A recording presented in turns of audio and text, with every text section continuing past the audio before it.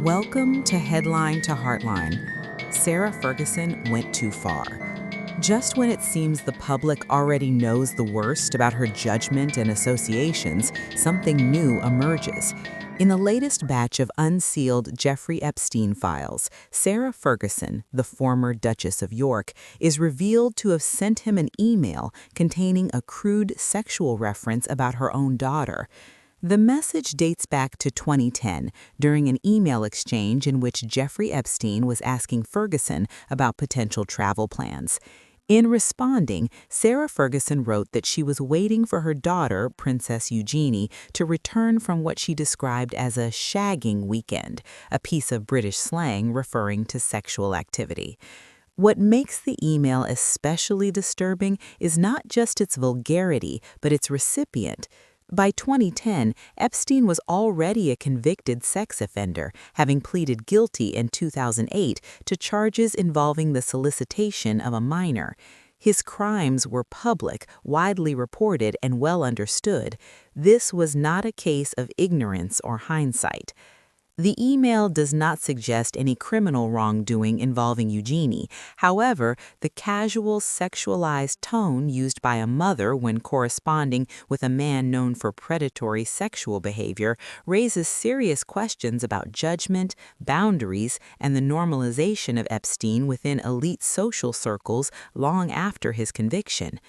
Rather than an isolated lapse in language, the message illustrates something broader and more unsettling: how Epstein continued to be treated as socially acceptable by influential figures even when caution and distance should have been absolute.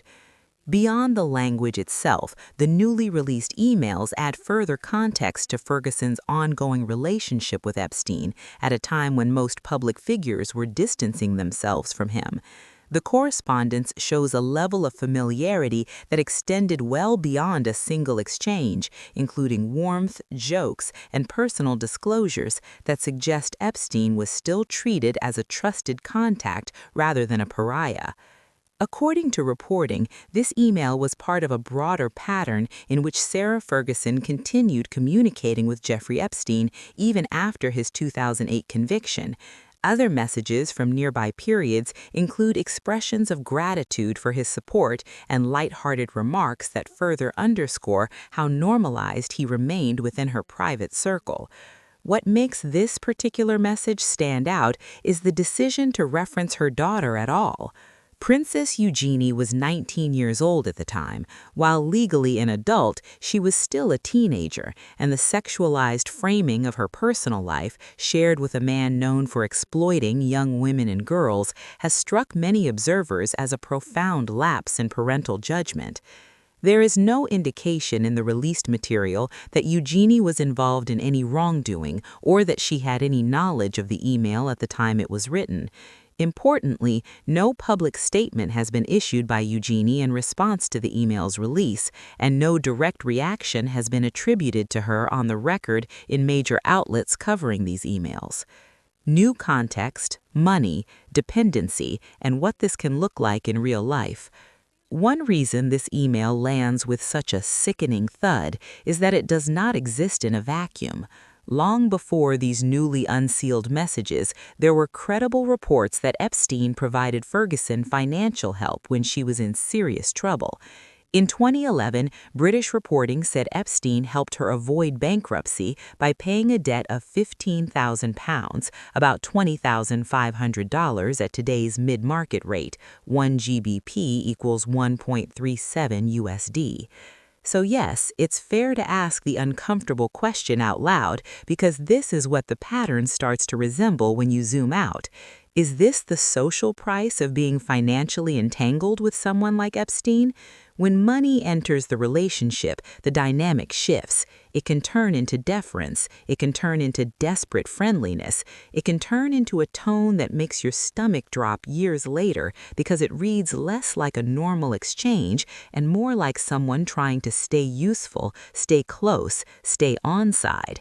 And if that's even part of what was happening here, then exposing your daughter in sexualized language is not just tasteless, it's a grotesque kind of collateral. This is where my personal reaction hardens.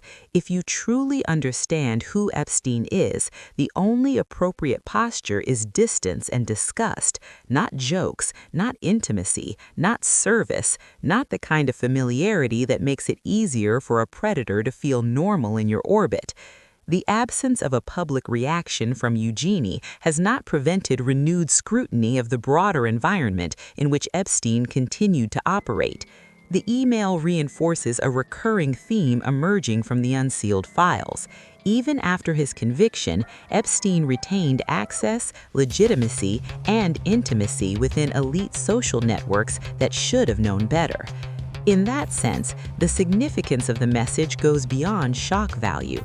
It serves as another example of how warning signs were minimized, how boundaries were blurred, and how the reputational cost of maintaining proximity to Epstein was repeatedly underestimated until the record, years later, made that proximity impossible to ignore.